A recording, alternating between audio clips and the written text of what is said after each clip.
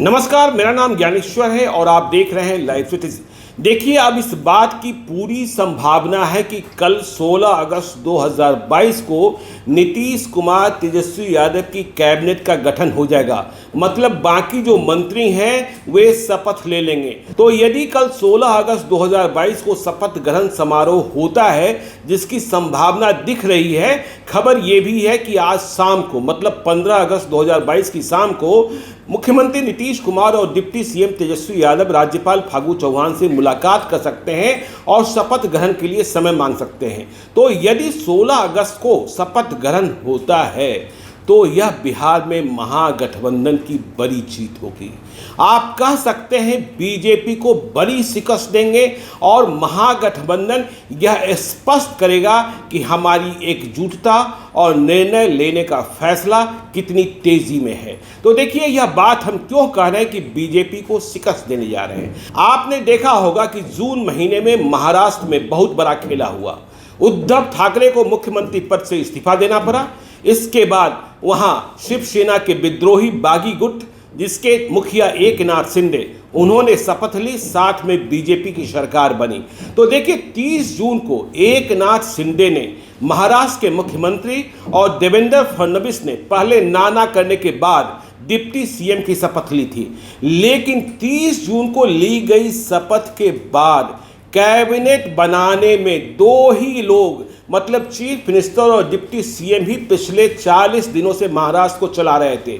वहां कैबिनेट का गठन नहीं हो पा रहा था क्योंकि बहुत दांवपेच, बहुत तरीके का संघर्ष।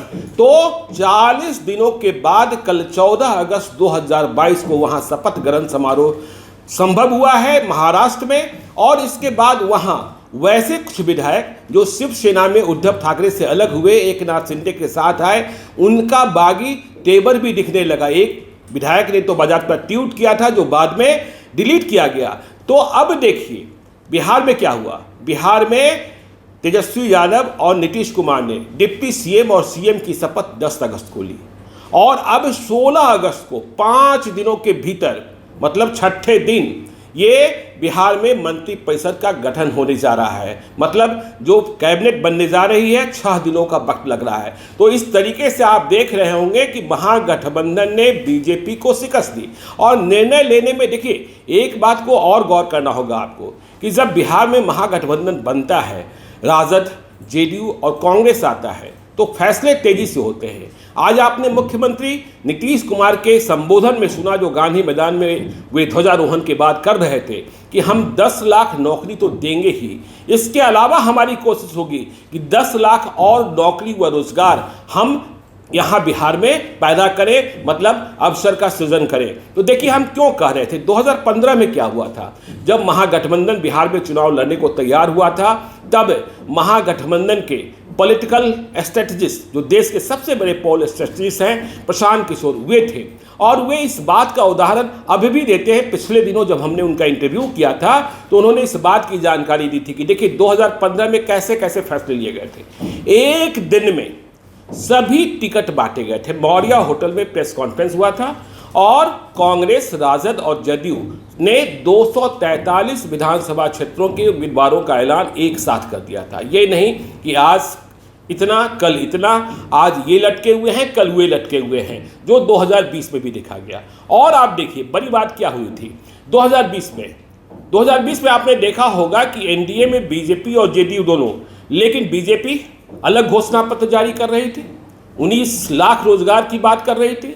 जेडीयू का अलग घोषणा पत्र था। लेकिन 2015 में जब महागठबंधन बना था, पोल स्ट्रेटजिस्ट प्रशांत किशोर थे, तब तीनों पार्टियों का, कांग्रेस का, राजद का और जेडीयू का, एक ही घोषणा पत्र आया था और जिस घोषणा पत्र को 7 निश्चय का नाम दिया गया था। तो कल 16 अगस्त 2022 को यदि नीतीश कुमार और तेजस्वी यादव के मंत्री परिषद का गठन हो जाता है तो यह एक उदाहरण बनेगा कि महाराष्ट्र में भाजपा को और एकनाथ शिंदे को फैसला लेने में 40 दिन लगा क्योंकि वहां लोचा था, लेकिन बिहार में छठे दिन ही हो गया क्योंकि यहां एकजुटता है। बाकी क्या खबरें हैं वह भी आपको हम दिखाते रहेंगे। आप देखते रहिए लाइव सीरीज को।